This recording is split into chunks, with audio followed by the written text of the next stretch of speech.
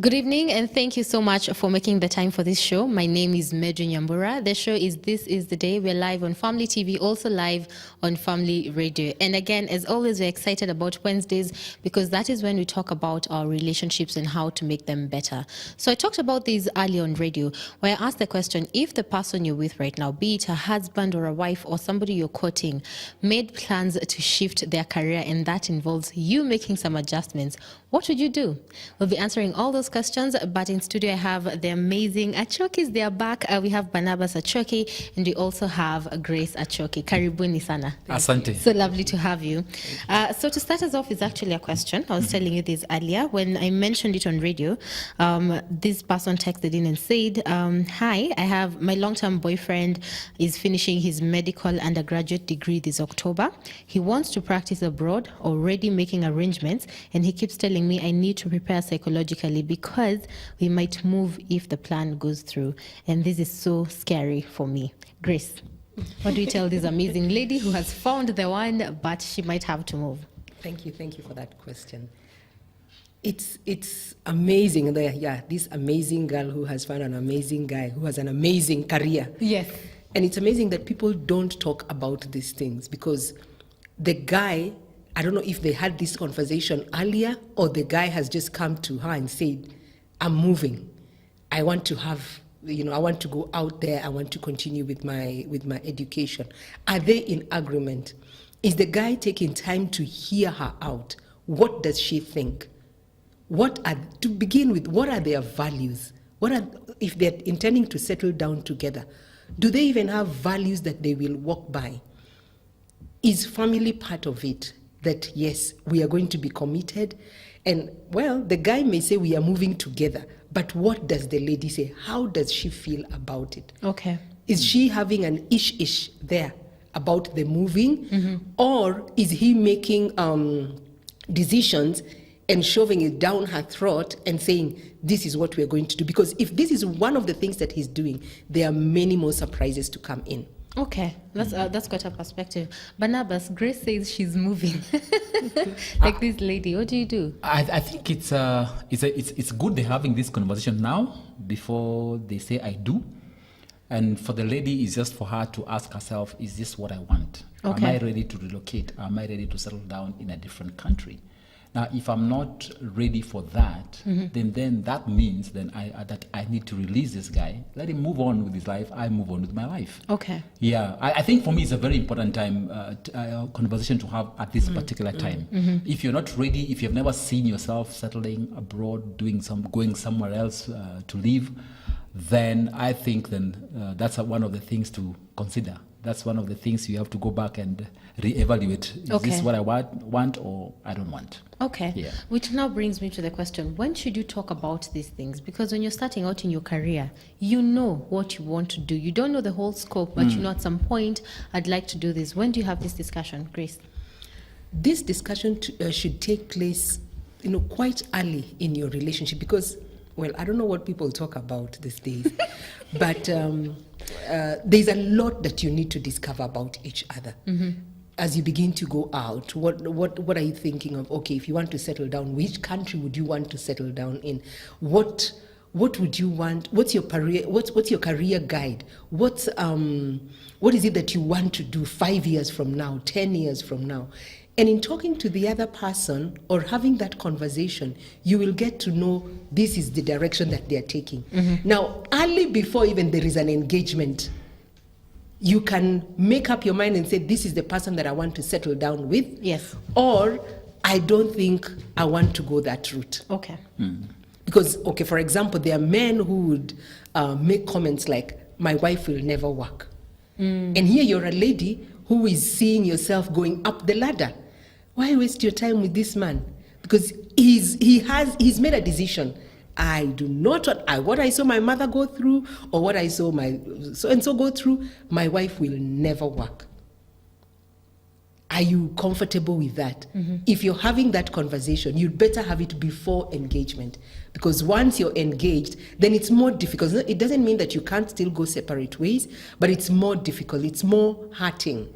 But for sure, before you get married. Okay, I like that. Barnabas? Yeah, I think they're important discussions to have when people are courting and dating. I remember a friend of mine many years ago telling me that he always, or actually knew that God had called him to be a missionary in a far land. And the girl he was dating, one time when he went to their place for dinner, and so as they are talking, and the family, the girl's father started talking about what they've been discussing with the daughter, what the plans are for her to further education, get a corporate job, and right there, the guy realized this is not the person for me. Okay. Because what I want and what she wants are completely different, and they cannot reconcile. Now, I think those are some of the things that you need to discuss. Can my career and your career, is there a place they are meeting? Is there a place these two careers can mesh, or we can do things together? Okay. Not necessarily the same job, but I mean we can be in the same place or work in that particular way. And so it's important to discuss that. However, having said that, we must be cognizant of the fact that people evolve. So yes, we agreed this way, but after 5 years, 10 years in marriage, Grace and I, our careers have changed severally. Okay. So are we at every stage of that change? I think it's also important to go back and begin to have those conversations. Okay. Instead of ambushing your spouse okay. with a career change, a sudden change that requires a lot of sacrifice in terms of relocating, in terms of probably financial obligations, those things. You need to really prepare each other well in advance. Have those conversations, and until both of you are agreed, please don't make that move. Okay, I can hear that, Grace. And just to mention that, you see, if these discussions don't take place, or if there is no agreement or mutual, we're not moving in a mutual way, Yes. then what happens is there is no support. And when there is no support, there is disappointment and frustration. Because this person comes home, your spouse comes home, and they want you to give them that emotional support, or even sometimes financial support, whichever support it may be. But you're not with them because initially you are not for it. So you're on your own. You picture that you're married, you're doing your own thing, your spouse is doing their own thing, and none is interested in the other. Okay. It can be a very, very, very frustrating relationship. Okay, it also sounds very destructive because it's like you're both pulling in opposite directions. Yes. But also let me ask, what does support look like? What does it mean to actually support your partner's career, and how do you make sure it's clear for everybody? Because what's support for Grace might not mean the same for Barnabas. So what does that look like? I'll start with you, Barnabas. I think. Thank you. That's very, very important. You can support in many ways. You can give physical support in terms of probably if your wife wants to advance her career, meaning she has to go back to class. Probably you agree to take some loan or finance her education. It could be in terms of if one of you wants to resign, then the other one is ready to now take up the position of filling that gap financially. It could be emotionally, just being there with your spouse as they make the transition or do whatever they are doing. Okay. And also praying for them. Yes. And so coming back to what you've asked, it's important always to ask, because we always assume. I have seen situations where there is a friction or conflict in the marriage. And the guy is so upset, he's saying, but I'm paying your fees. But the lady is saying, yes, you're paying, but I'm not feeling your support. Okay. You are not supporting me, meaning she is requiring more than the financial support, the emotional support. But for the guy, he's so focused on, I'm already supporting you financially. Or vice versa. I see the lady is thinking, no, but I'm supporting, I gave you some money, but the guy needs another area of support. So I think it's important to, from time to time, talk and say, okay, how can I support you in this? Okay. I think that's an important question. How can I support you? Yes. Okay. Yes. Great. And I would say the same. How does support look like, in this couple? Yes. Because the way we would support each other is very different from the way another couple would support each other. For example, if you have many children, Okay, when I say many, You need to clarify. if you have, let me just say, if you have children and one is going to school, what physical support are you going to offer? It's not enough to say that I'm paying fees, but can you be home early to do homework with them? Can you bathe them? Can you, in ways that are meaningful to the other person? Okay. Because sometimes we think that we are supporting each other, but the way I want to support you. And yet the other person is crying on the other side and they don't feel your support because you're not really touching that nerve. You're supporting them, but in your own way. So you think you're supporting them, but in real sense, they don't feel the support. So then it's important to ask them, how can I be able to support you? Yes. What can I do to make you feel you're supported in this area? If it is physically, emotionally, financially, even intellectually. If somebody is having a project and you really know much more about that field, come in and let's do this project together. Let me help you out. That is support. Yes. And I'm helping you in your career. You never know. Maybe you're climbing up the ladder. Who will benefit? All of us. Both Yeah, of us. it's the both of us. And I think it's important again because yes, you can come in to support intellectually, but you can be kind of like looking down upon the other one, and they feel they're looked down upon, and so Yes. they don't want that kind of support. They want another type of support. So I think basically it's important. We assume, many times we assume, and that's the frustration in marriage because I'm going all the way out to support you, but I'm supporting you in a way that is, as Grace has said, is not meaningful to you. Okay. You will want support in this way more than in this other area. Like I said earlier, see the guy who can be even paying the fees, but is he taking care of the children at home or helping in the cooking, helping in the housework? Yes. Okay. Yeah. I hear you. Something else that came up when you were talking, Grace. There's always the supportive person, say the partner. So I'll just give you a scenario. There's a writer and say a wife. So you know how he will come to bed and ask you about an idea and you give him this fantastic idea. He goes ahead, wins an award, and he does the best, and you're happy for them. And after a while, you feel like the credit is not coming back to you, and the person wonders what kind of credit you actually want. So that's just one example. But this person who might be the one supporting the breadwinner, how do you make sure you do that without feeling bad about yourself? Because then your contribution is not tangible. When we get married or when we're in a marriage, the first thing that we have to know is that we are in the same team. We are team players. Okay. When one person, like in a soccer game or whichever game it is, when one team player scores, the credit goes to the team. It's never to one person. However much they have maybe scored 4 goals or 5 goals or whatever number of goals, the credit will always go not to the coach, it's to the team. So we have to remember that we are a team. So if you're going out there and yes, you're getting all the glory.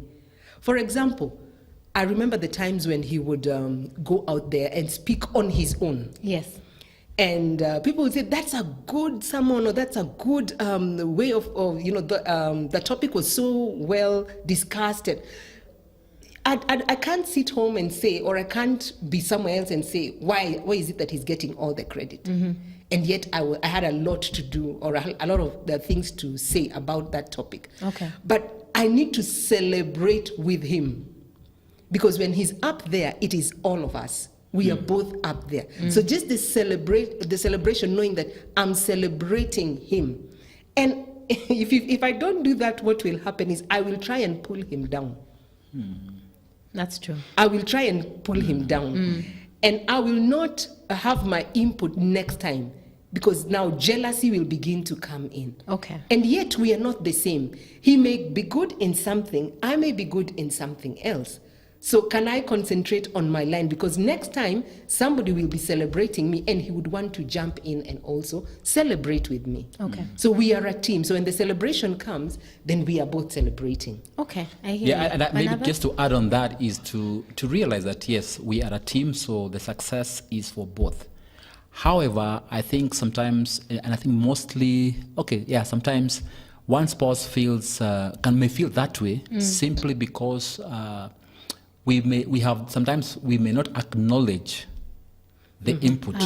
Yes, it's important to acknowledge. Yes. Even when you are receiving your award or when you're being celebrated, to say, I'm so grateful for my spouse. And sometimes even the kids, because the kids also have suffered. They have not seen their father for a while. Yeah. And that's why the thing has been successful. So I also need to thank my kids for their patience with me. Okay. For the time I was not available to them. So it's all a team effort. And so I think many times we forget to also appreciate the other one. And it's amazing because in the law now has taken cognizance of the fact that Yes. even if a wife is not working or one spouse is not working, their support in other non-tangible ways is taken into consideration when dividing property. Okay. Yes, because you see, before it was okay. I worked. I'm the one who brought all these things. But I was so impressed by the thought that went behind that, because indeed there have been women who have worked themselves hard. Women Yes. who have stayed at home to take care of the children as this guy progressed and made the money. And so we cannot say that they did not contribute anything. They have contributed a lot. They have washed the man's shirts. They have Ironed ironed them. They have cooked his food, even as he was making that money. So that is important to acknowledge. Okay. Also, I understand they said today is a Wednesday. It's a Tuesday. So let's listen to Pompey. Then first I take a glass of water. It's a Tuesday, not a Wednesday. Love and the Outcome with the song Strangers. We're live on Family TV, also live on Family Radio, talking about supporting your partner's career.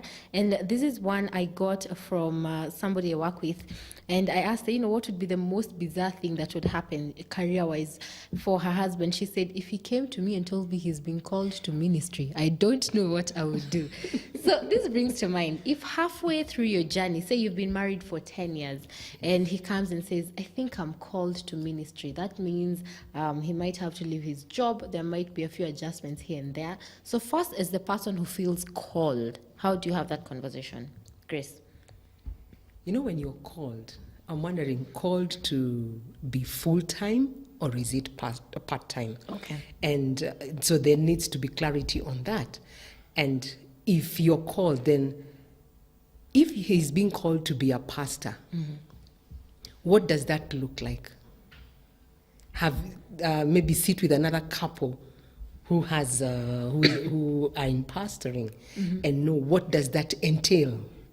Does it mean late hours? Does it mean out of town? What does it really mean?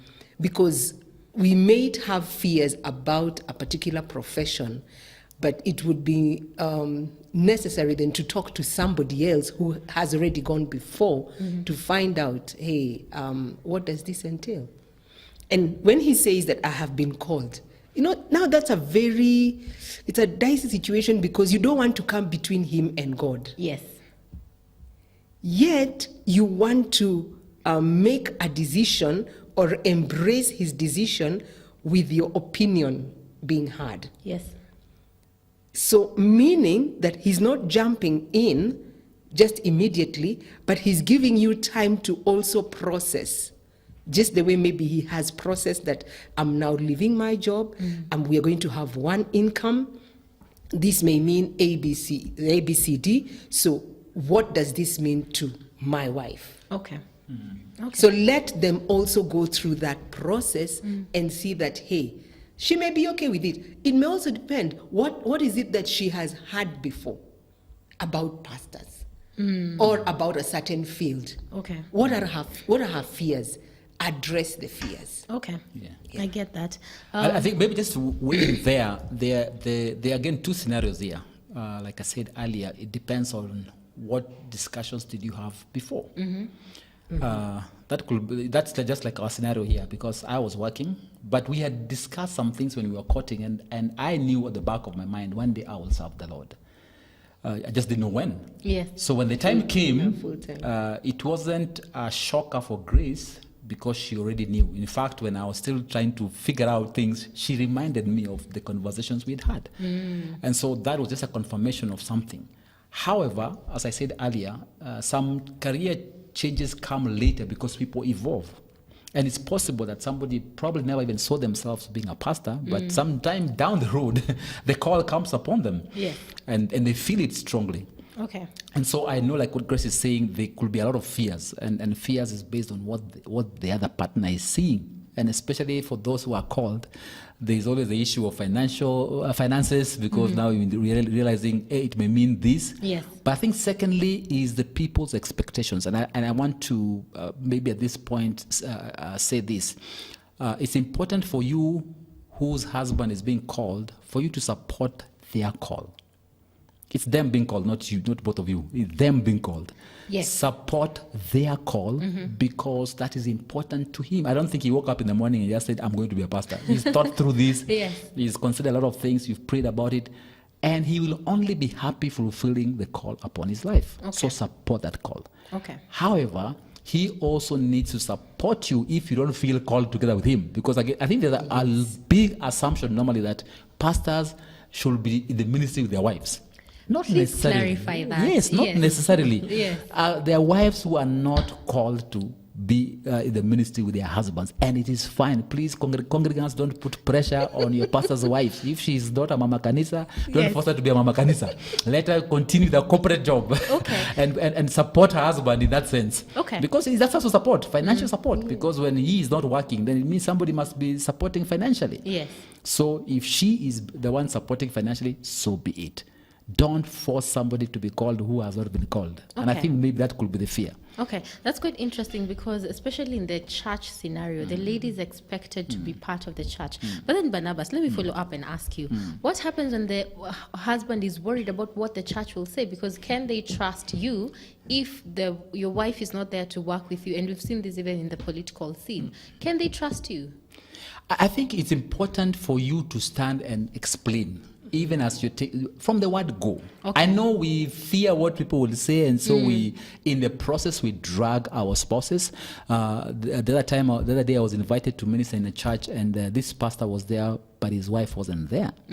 And so he began to explain to me his day on Sunday morning, and the wife it's a small family, so she has 2 small kids. Okay. So the guy was telling me, I realized if I have to leave the house with my wife and the 2 kids early in the morning, it's so stressful for her.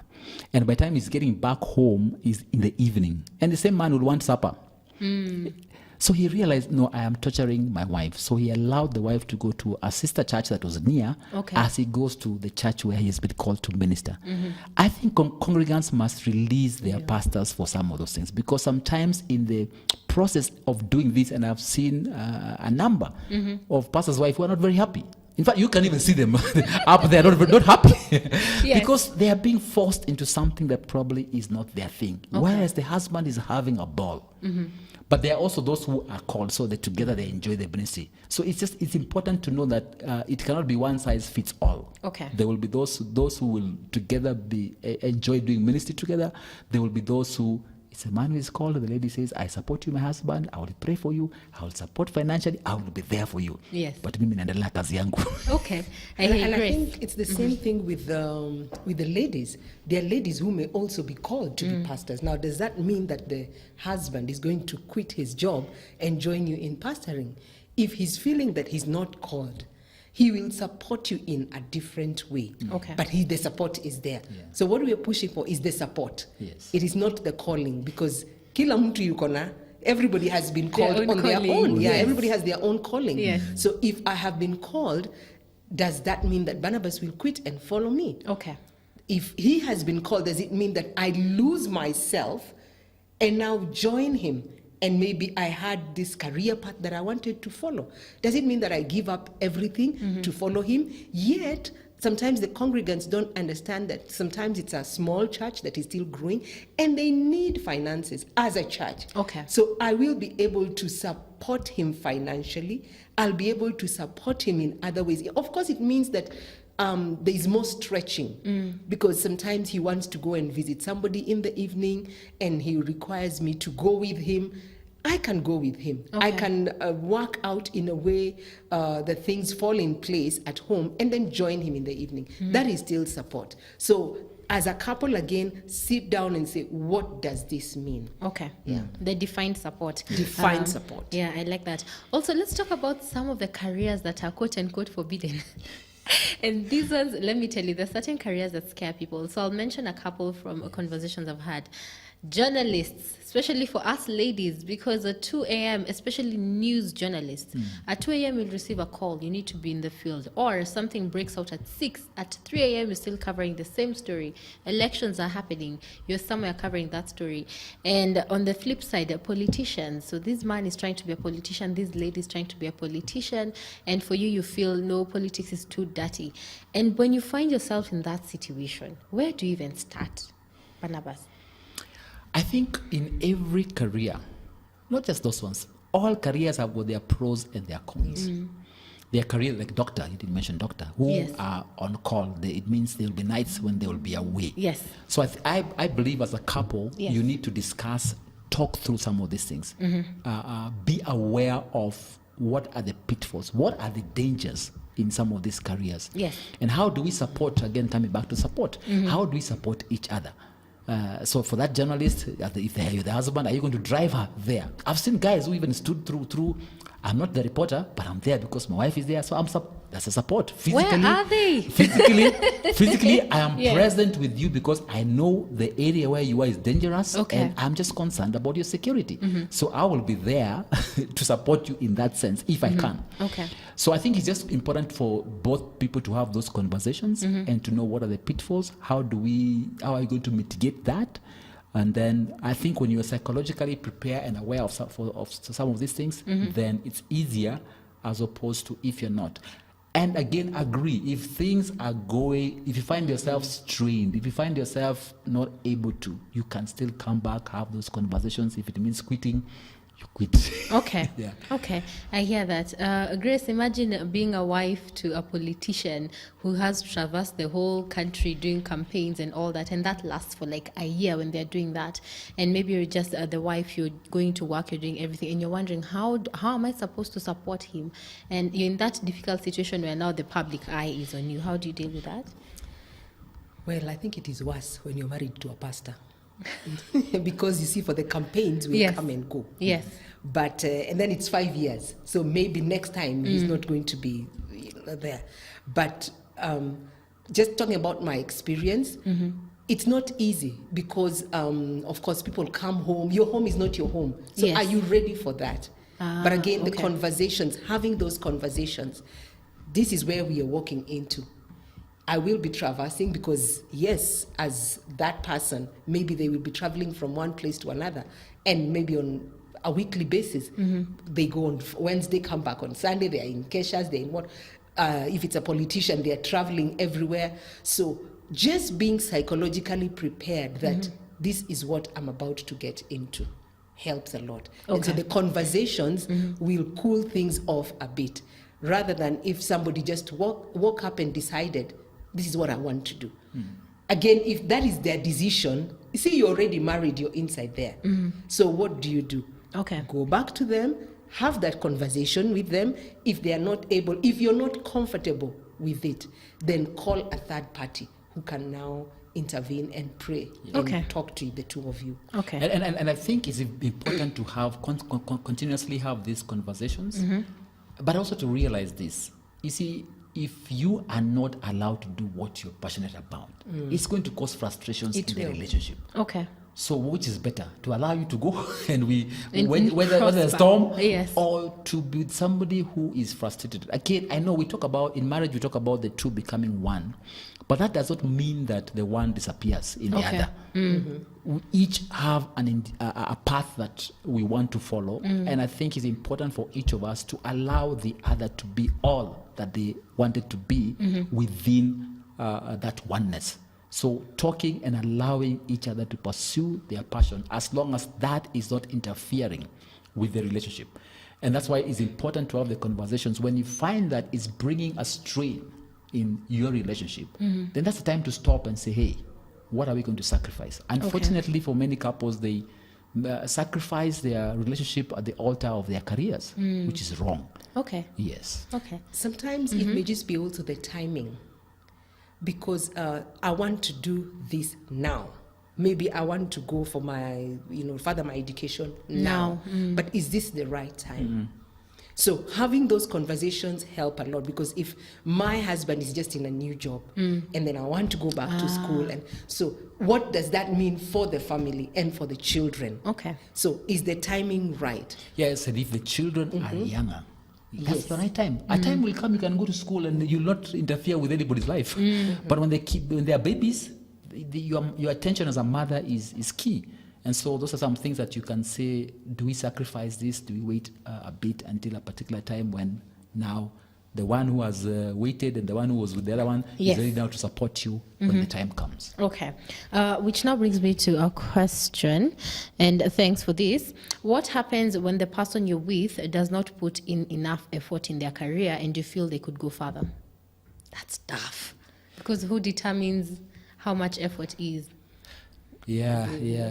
That's very, very, very tough. Yeah. Where you're They seeing can- where they sorry. could go. Maybe they're in the wrong career. Maybe they're not happy with where they are. And for you, especially like for us ladies, you will drum it over and over and over again. Not like what the Bible says, is that the man would rather stay in the rooftop than come down and hear that drumming, or it's like somebody just dropping water on your head. Yes. And it's ting, ting, ting every day, year in, year out. But maybe they're not happy about what they're doing. So in that case, could you please maybe hold back a bit and then see how apply wisdom? How can I help them see that they need to further their education, or they need to go take this different path and see where they're going to end, rather than telling them you're not doing it? Could be they've always wanted to be in business, but here you're telling them, no, you must do this, you must climb up the ladder, you must. And it can be vice versa. It can be either for the man or for the woman. lady. So hey, have conversations. Again, communication. We've talked about conversations today Yes. a lot. Yes.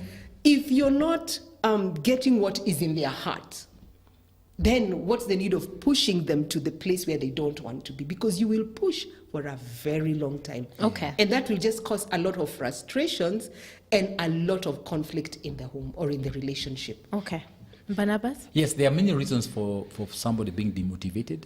It could be they are depressed. It could be other factors that are at play. Maybe frustration from the workplace. Maybe they're not seeing any future in that career. So that's why, as Grace is saying, going back and having those conversations and helping each other. Okay, so what do you think you can do?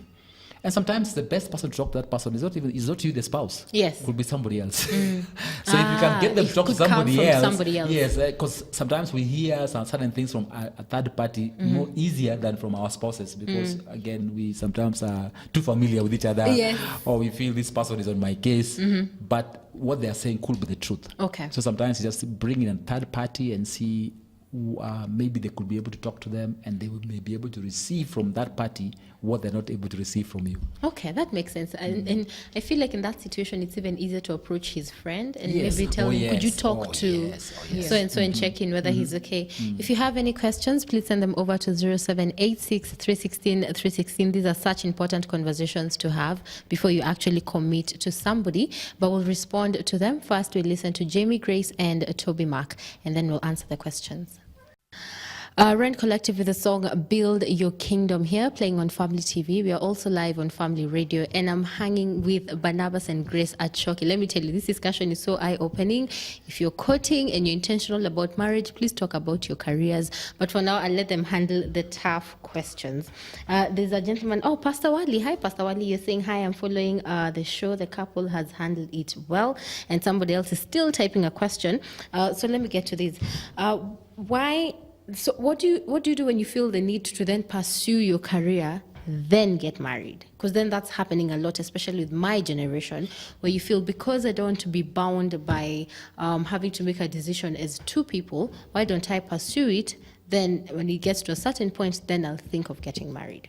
Grace is looking at me like, girl, please. No. I think that's quite okay. Okay. Rather than getting married and, from the day one, this song will never end. The chorus of this song will never end. I want to go back to school. I want to go. And when you get married, it comes with responsibilities. So are you ready to handle that? So as a lady, if you're saying, these are some of the things that I want to do before I get married, and when I get married, I want to settle down and take care of my family, I think it's better than getting married, having children, leaving them, than going to school and Yes. not caring what's happening at home. And yet, it's not because you don't want to care, but it's because the responsibilities are just too much. You can't handle it. Okay. You can't hack it. Something will have to suffer at the expense of the other.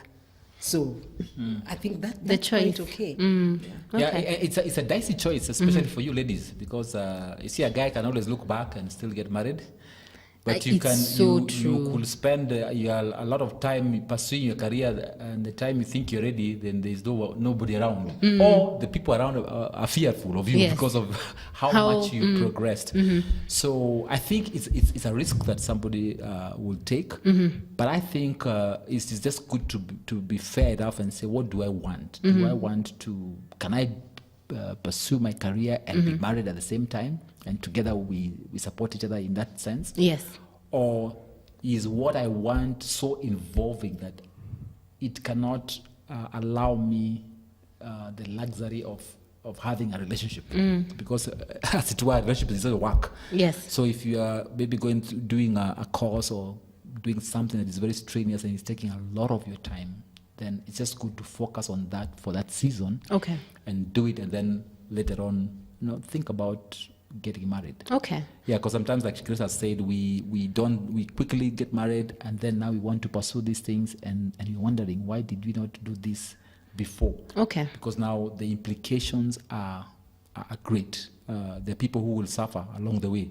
Could be your spouse or your children. So again, it's just weighing and seeing which one is better. I guess, like we said earlier, it's important for us to know what are the seasons of our lives. This Yes. season for study, this season we get married. I suspend my career progress for a while and then get back, because some things I don't know why this young generation think that if I don't do it now, I will never do it. I know people have gone back to school, 40 years, 50 years, and they're okay. Yeah. Yeah. And so let's not kill ourselves. After all, they say life begins at 40. Let me tell you, yesterday we had an amazing lady by the name Grace Moshoha.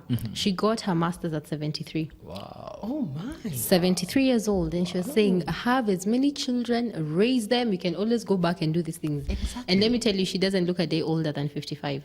But at 73, she's done her master's. There's somebody who sent in a view, and I want to read these, and she's called Tusu. Thank you, Tusu, for texting. You're saying, at 32 weeks pregnant, my husband walks in and tells me I'm quitting work and I'm going to be an entrepreneur. And I thought, is he okay in the head? But after the first day, I noticed he was so into it. He was self-driven. Right now, we don't even use an alarm clock. He wakes up by himself. So it's good to allow your partners to do what they love. It never goes wrong. And today I say, to God be the glory, I'm happy for him. It turned out okay. Wow.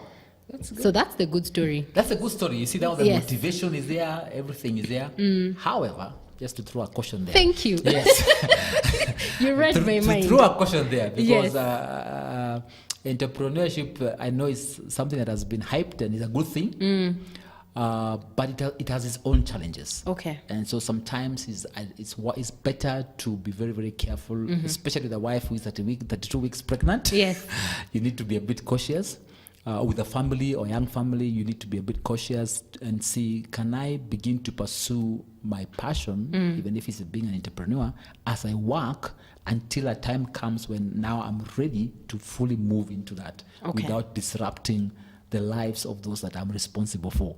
Yeah, so I'm happy for them, and good that the guy is motivated, and I'm believing that he's bringing home money and can be able to take care of his family. But I will say that we need some wisdom sometimes, because I know guys who just get excited. They go to a seminar or they go somewhere, they hear something, they come back, and the following day, I'm resigning, I'm doing Yes. this.